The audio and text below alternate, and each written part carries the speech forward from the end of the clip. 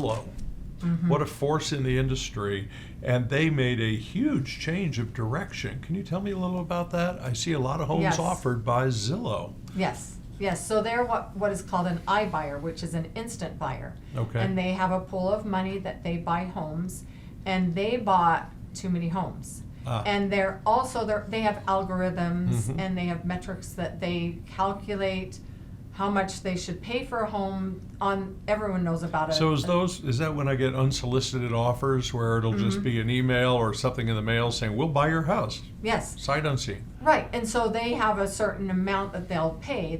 Zillow has always had a Zestimate, or people call it a Zestimate, but I call it a Zestimate. And that's where they have an algorithm, and they're an aggregator, and they figure out this is what this is worth.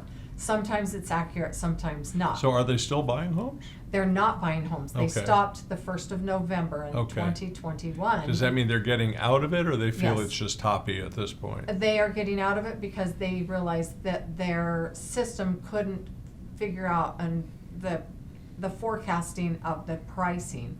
And so some homes they paid too much because they would have realtors go out, look at the home, make a recommendation, Okay. and then they would buy it for that. Well, if the realtor doesn't know how to do comparables, they would be buying a home. In fact, one of my clients put in an offer on a Zillow home, and it had been priced, I would say, 60 or 70,000 higher. Oh, wow. And then we went in at their list price, and we were able to get it. But then there were too many things on inspection. But after further review of the comparables, we were paying market rate. So they paid way too much for that particular Sure. home.